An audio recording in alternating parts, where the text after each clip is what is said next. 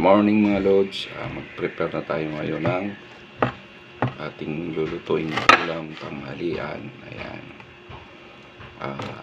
sutanghon na ginisang manok na may patula at saka sutanghon ating iluluto ngayon mga kalodi.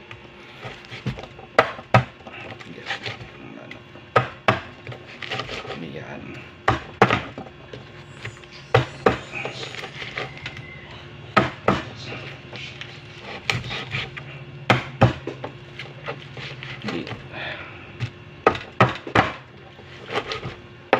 okay. Tapos hiwa tayo ng kamatis. Yung mga kamatis na to, tanim ko ito doon sa taas.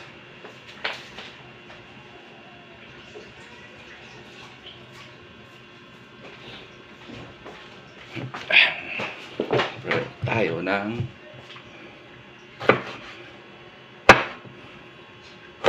sarap ito mga lodi, patula na may sutanghon. Yung mga high blood dyan, dapat ito yung kinakain kasi subok na itong patula na kapag high blood ka, mataas dugo mo, sigurado bababa talaga. Kahit ano lang, sa isang linggo 2 or 3 beses kayo magulay ng patula. Dito sa amin medyo mahal yung patula. Dito tulad sa probinsya, marami ito. Ito ganito siya kalaki. Ano siya, 25 pesos. Ito ganito kalaki. Tapos ito paresa ng 2 sutanghon, another 20 pesos to dalawa. Kain ka na.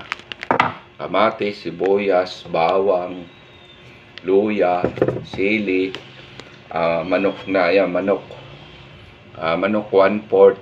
Yun, sarap na. Sa mga siguro mga gagastos ng mga ano, sa ano nito, mga 30, mga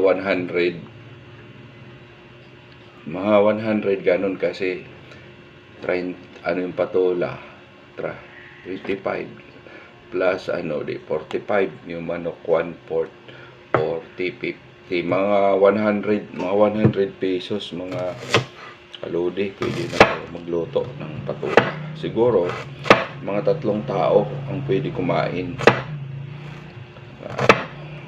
Kaso ako lang mag-isa ang kakain nito, kaya hanggang gabi pa ito. Ulam ko yung tanghali hanggang gabi. Ayan, kasi ano nga, ako lang mag-isa kain nito. Yung anak ko kasi hindi kumakain nito eh. 2 lang naman kami dito sa bahay. Yung anak ko hindi naman kumakain ng ano, ng ganitong ulam. Kaya ako lang din kakain nito mag-isa. Pero okay lang, kasi hanggang gastos ka ng 100 pesos, 2 ulam mo naman, 2 kainan ulam. Sarap pa sa bumili ka ng ulam dyan sa mga ulam na luto. Nako, medyo hindi mo pa nga makursnadahan minsan yung lasa, mabibitin ka pa, diba? Ito bawang. Yung bawang hindi ko na yan hinihiwa, binabalatan ko lang, tapos yung pinipit-pit ba, ayan. Ayan.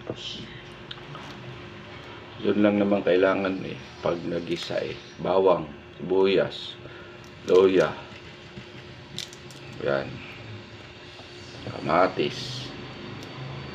Ganda kasi pag may kamatis eh. Ako kasi din ako bumibili ng kamatis at saka sili, kasi may mga tanim kasi ako eh, na ano, doon sa 2nd floor. Ayan mga kalodi. Ngayon ito naman yung ano, luya. Kasi itong luya kasi patanggal kasi ito ng ano, patanggal ito ng lansa ng manok. Ayan, mga lodi. Maya lutuin ko na ito.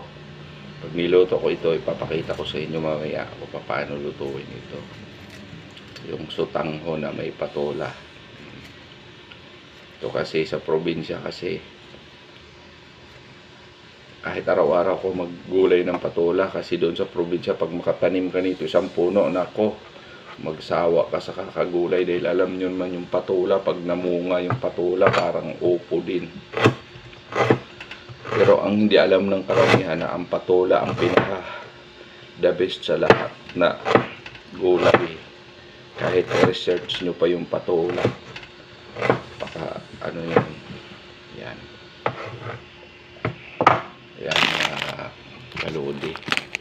Ayan na, naka-prepare na. Ayan. Naka-prepare ng aking lulutuin. Ayan ang mga kalods.